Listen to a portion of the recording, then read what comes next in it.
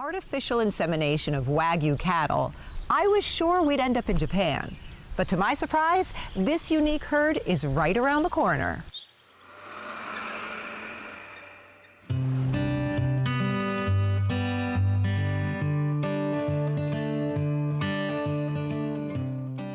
Dell Brothers Farm is a fifth-generation family-run grain and livestock operation. I'm here to see a unique breed of cattle that Doug Dell is raising. But then we noticed a quiet yet essential practice underway. Well, it looks like it's on pace for knee-high by the 4th of July. And I'm Joanne. My name's Greg. It's nice to meet you. Greg. What's going on out here? I'm out here pulling some tissue samples. We will take samples of the corn to see what kind of nutrient uptake is going on at its current stage in life.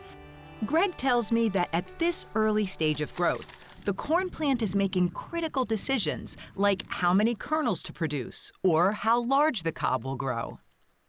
If we make the right application of a specific nutrient like potassium or phosphorus or a micronutrient, whether it be zinc or boron, things like that, we can influence the plant's decision to make that ear. That is fascinating. Maryland farmers like Greg use nutrient management strategies guided by science. We get paid on pounds. We want a full kernel, we want a heavy kernel, and we also are feeding animals, so we need to have a nutrient-dense, packed product.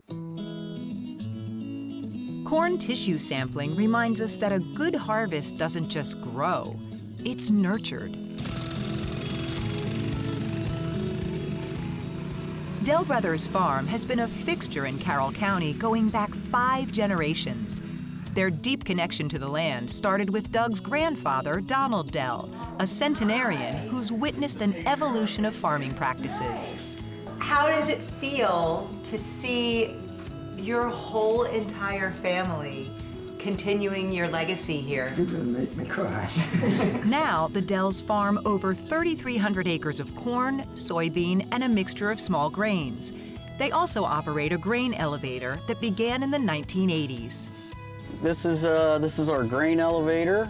We buy and sell other people's grains on top of our own grains that we store here.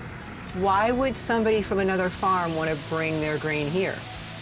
So some farms don't have a bin system for storage, then they bring it straight here. And is that all used for livestock? The corn and soybeans could end up anywhere. In the end, it could end up for ethanol, but most of it goes for livestock. And then we use a small amount of it for the livestock we have. And the livestock I've come to see isn't your run-of-the-mill cattle. Almost everything in this pen is heifers. There are a few steers in here. Most of those are Simmental crossed with Angus, but there are some Wagyu cattle in here as well.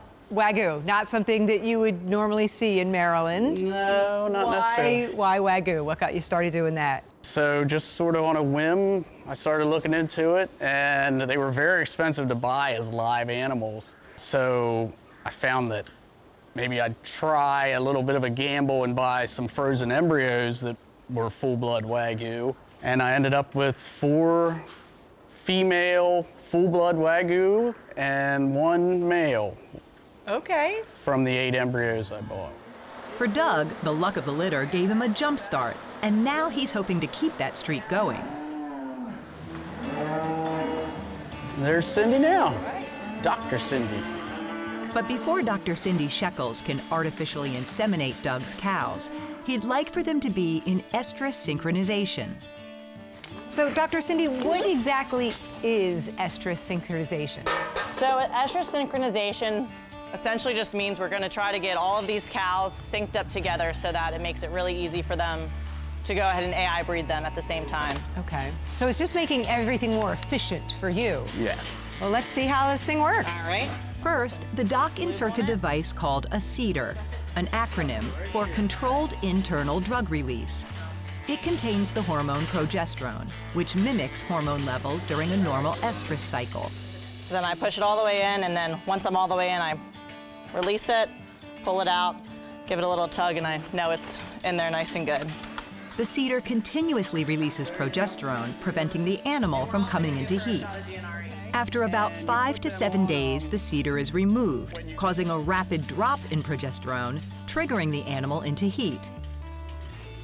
Doc Cindy will be back in about a week to inseminate the synced-up cows. But, as it happens, one of Doug's heifers is in estrus and ready to be inseminated. So this is a semen tank, or storage tank. So we're gonna use a bull today named Energizer. So how exactly does this work? I'm feeling for the cervix, and that's what I ultimately pass my rod through to deposit the semen right on the other side into the uterine body. Alrighty, so now I'm feeling for her cervix, and I can feel the tip of my rod right on the other side of the cervix and the uterine body. And then I just inject the semen and then pull it out. And she's now been inseminated. Thanks, Doc. You're welcome. What started out as a whim for Doug Dell is now a thoughtful use of science and technology to build his Wagyu cattle herd far into the future. And it's just what the doctor ordered.